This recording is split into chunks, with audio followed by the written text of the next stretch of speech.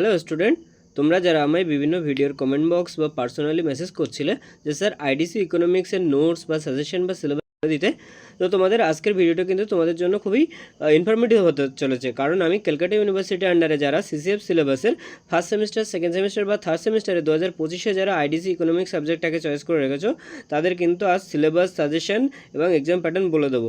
তো let's see. আমি ফার্স্টে তোমাদেরকে বলে দেবো যে তোমাদের মার্কস ডিউরেশন কেমন থাকবে, এক্সাম প্যাটার্ন, আর তারপরে বলে দেবো তোমাদের সিলেবাস, তারপরে তোমাদের সাজেশনটা বলে দেবো।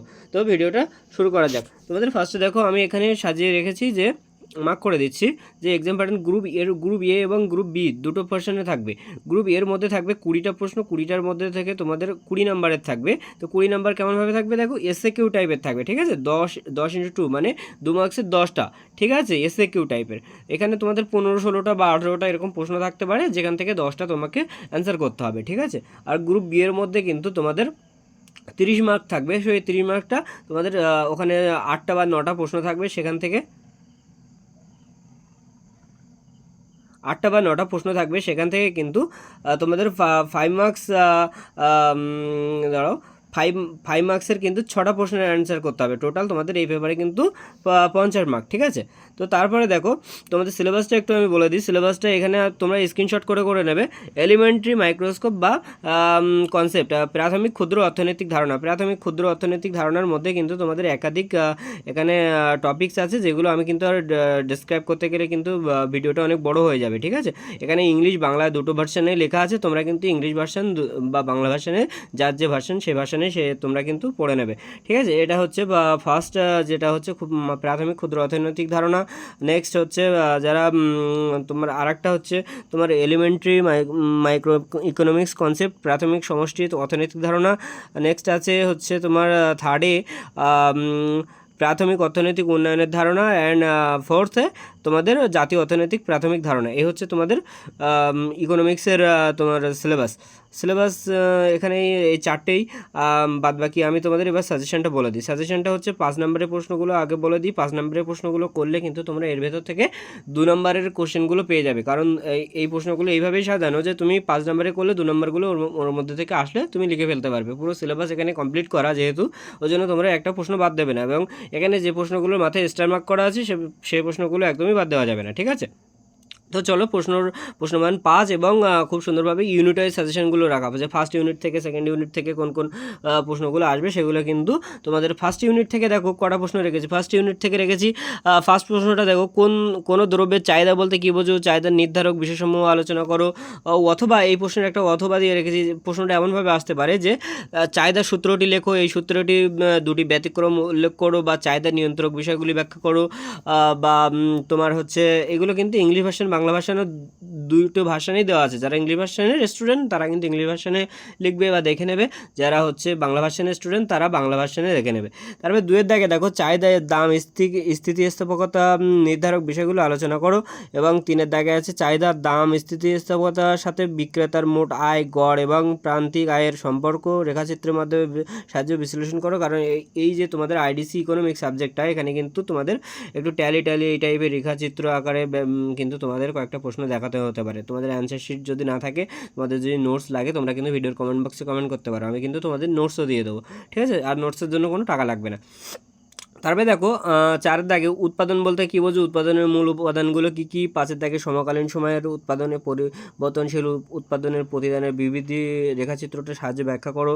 প্রশ্নগুলো সব স্ক্রিনশট করে নাও। সমকালীন এবং দীর্ঘকালীন উৎপাদন অপেক্ষার মধ্যে প্রভেদ নির্দেশ করো। 7-এর দাগে অর্থনৈতিক বাজার বলতে কী বোঝো, দ্রব্যের ধরন অনুযায়ী বাজারের শ্রেণীবিভাগ নির্দেশ করো। 8-এর দাগে পূর্ণাঙ্গ ও প্রতিযোগিতা বাজারের বৈশিষ্ট্য উল্লেখ করো। 9-এর দাগে কোনো দ্রব্যের যোগান নির্ধারক বিষয়সমূহ উল্লেখ করো। বিভিন্ন উৎপাদন প্রতিষ্ঠানের যোগান রেখাসমূহ থেকে যোগান রেখার নির্ধারণ পদ্ধতি ব্যাখ্যা করো। হ্যাঁ, তারপরে আছে তোমার একচেটিয়া কারবার কাকে বলে, একচেটিয়া বাজারের ভারসাম্য ও পরিমাপ কীভাবে নির্ধারণ করা হয় তা ব্যাখ্যা করো। এগুলো কিন্তু তোমাদের ইম্পর্টেন্ট প্রশ্ন। তারপরে আছে একচেটিয়া কারবারের ওই 10 দাগের একই প্রশ্নের এইভাবে আসতে পারে যে একচেটিয়া কারবার কি, একই সাথে দাম পরিমাপ স্থির করতে পারে। হ্যাঁ, তারপরে এমনভাবে আসতে পারে যে একজন একচেটিয়া কারবারি কীভাবে স্বল্পকালীন বা দীর্ঘকালীন সময়ে ভারসাম্য বা দাম পরিমাণ নির্ধারণ করে। এগুলো কিন্তু অথবা দেওয়া আছে। এইভাবে একটা প্রশ্ন 3-4 রকমের ঘুরিয়ে আসতে পারে, ঠিক আছে। তারপরে দেখো 11 দাগে যে পূর্ণাঙ্গ প্রতিযোগিতার বাজারে কোন ফার্মের ভারসাম্য অর্জনের শর্তগুলো উল্লেখ করো। এগুলো এই ছিল তোমাদের ইউনিট 1-এর সাজেশন। এখানে 11টা প্রশ্ন আছে, এর মধ্যে থেকে তোমাদের এগুলো করে রাখলে তোমাদের 2 নম্বরের এবং 5 নম্বরের দুটোই কিন্তু হয়ে যাবে, ঠিক আছে। আলাদা করে কোনো 2 নম্বরের পড়ার কোনো প্রয়োজন নেই। ইউনিট 2 এর সাজেশন দেখো। ইউনিট 2 এর জাতীয় আয়ের সংজ্ঞা নির্দেশ করো, জাতীয় আয়ের বৃহত্তর স্রোত ধারণাটি বিশ্লেষণ করো, জিডিপি জিএনপি সংক্ষেপে আলোচনা করো।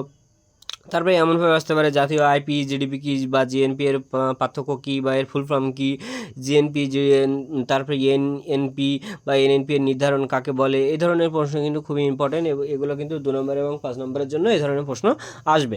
তারপরে দেখো দেশে বাণিজ্যিক ব্যাংক ও কেন্দ্রীয় ব্যাংকের কার্যকলাপগুলো পার্থক্য আলোচনা করো। বাণিজ্যিক ব্যাংক এক সাইডে, কেন্দ্রীয় ব্যাংকের কার্যকলাপ এক সাইডে, দুটো ব্যাংকের আলাদা আলাদা কার্যকলাপ কিন্তু 5 নম্বরে ভেরি ভেরি ইম্পর্টেন্ট। দেখো এখানে পাশে কিন্তু 3 স্টার দিয়ে রেখেছি। 4 দাগে দ্রব্য বিনিময় প্রথা কাকে বলে, দ্রব্য বিনিময় প্রথার সুবিধাগুলো লেখো, এটা কিন্তু 3 স্টার দেওয়া আছে। যেগুলো 3 স্টার আছে দেখতে পাচ্ছ সেগুলো কিন্তু তোমাদের অবশ্যই পড়তে হবে, এগুলো কিন্তু একদমই বাদ দেওয়া যাবে না। 5 দাগে দেখো মুদ্রাস্ফীতি বলতে কী বোঝো বা মুদ্রাস্ফীতির কারণ কী, বা 6 দাগে আছে ব্যয়জনিত মুদ্রাস্ফীতির সংক্ষেপে আলোচনা করো। চাহিদা মুদ্রাস্ফীতির পার্থক্য কী বা মুদ্রাস্ফীতি নিয়ন্ত্রণের বাজার রাজস্ব নীতি ও ফিনান্স নীতি কীভাবে কার্যকর করা হয়, অথবা মুদ্রাস্ফীতি নিয়ন্ত্রণের রাজস্ব অর্থনৈতিক নীতিগুলো আলোচনা করো, বা মুদ্রাস্ফীতির রোধে গৃহীত ফিসক্যাল নীতি কী।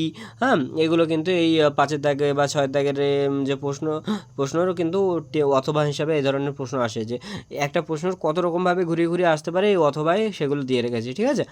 8 দিকটা দেখো যে সরকারের ফিসক্যাল বা রাজস্ব নীতির উদ্দেশ্য সমূহ লেখো। 9 দাগে প্রত্যক্ষ পরোক্ষ কর কাকে বলে, সুবিধাগুলো আলোচনা করো। 10 থেকে আন্তর্জাতিক মুদ্রা তহবিল IMF এর উদ্দেশ্য কার্যকলাপ সম্বন্ধে সংক্ষিপ্ত আলোচনা করো। 9 দাগে এই 10 দাগে যে তোমার IMF এর উদ্দেশ্য, এটা কিন্তু এইভাবেও আসতে পারে যে বিশ্ব অর্থনৈতিক উন্নয়নে IMF এর ভূমিকা আলোচনা করো। তারপরে 11 দাগে দেখো GATT এর বা WTO এর পার্থক্যগুলো কী আছে, এটা কিন্তু মোস্ট ইম্পর্টেন্ট, ঠিক আছে। তো এবার এটা গেল ইউনিট 2 এর মধ্যে 11টা প্রশ্ন। তারপর ইউনিট 3-র মধ্যে দেখো, ইউনিট 3-র মধ্যে বেশি প্রশ্ন নেই, 7খানা প্রশ্ন মাত্র। ইউনিট 3-র মধ্যে দেখো দীর্ঘস্থায়ী উৎপাদনের ধারণা ব্যাখ্যা করো, আর লোজের অনুপাত গিনি অনুপাতের ব্যাখ্যা করো। তারপরে আয় বন্টনের বৈষম্য পরিমাপ করে লোঞ্জা রেখার ধারণা চিত্রসহ ব্যাখ্যা করো। লিঙ্গ বৈষম্য ভিত্তিক এ ধরনের কাকে বলে, এই ধরনের বৈষম্য সৃষ্টির কারণ কি, চরম দরিদ্রতা বা আপেক্ষিক দরিদ্রতা ধারণা ব্যাখ্যা করো। দরিদ্রতা রেখা বলতে কী বোঝো, এই ধরনের প্রশ্ন। লিঙ্গ উন্নয়ন সূচকের ধারণা নির্ধারণ পদ্ধতি আর সংক্ষেপে আলোচনা করো, এই ধরনের প্রশ্ন কিন্তু খুবই ইম্পর্টেন্ট। তারপরে দেখো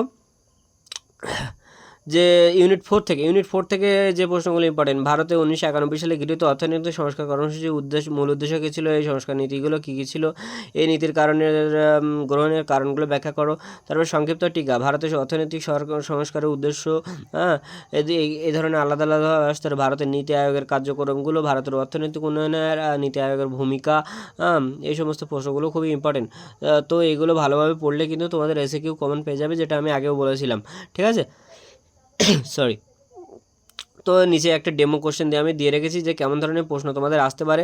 দেখো এখানে 10x20 যে কেমন ধরনের আগের বছরের প্রশ্ন এসেছিলো, চাহিদার সূত্রটা কি, যোগান রেখা ঊর্ধ্বমুখী হয় কেন, যে সমস্ত প্রশ্ন আমি এখানে বট কোশ্চেনগুলো করলে তোমরা এখানে এই ধরনের অ্যান্সারগুলো তোমরা কিন্তু পেয়ে যাবে। বট কোশ্চেনগুলো এই 5 নম্বরের প্রশ্নগুলো করলে। মুদ্রাস্ফীতির সংজ্ঞা দাও, জাতীয় আয়ের বৃহত্তর স্রোত বলতে কী বোঝো, প্রশস্ত অর্থ বলতে কী বোঝো, সরকার অর্থনৈতিক দুটি হাতিয়ার উল্লেখ করো। এই সমস্ত কিন্তু এইখানে যা যা প্রশ্ন আছে বলতে গেলে আমি কিন্তু আগেরবারে আমার কাছে যারা টিউশন পড়ে অনলাইন অফলাইনে তাদের কিন্তু দিয়েছিলাম, তো এগুলো কিন্তু 100% কমন এসেছিলো। তো চলো আজকে ছিল এই পর্যন্ত ভিডিওটা ছিল। তো পরবর্তীতে অন্য কোনো সাবজেক্টে যদি অন্য কোনো সাজেশন বা নোটস চাও, অন্য তোমাদের সাবজেক্ট যেগুলো পাচ্ছ না বা বই কেন নি, এই ধরনের সাবজেক্ট হয়, তাহলে কিন্তু তোমরা ভিডিওর কমেন্ট বক্সে কমেন্ট করতে পারো, আর ভিডিওটা কেমন লেগেছে জানাবে।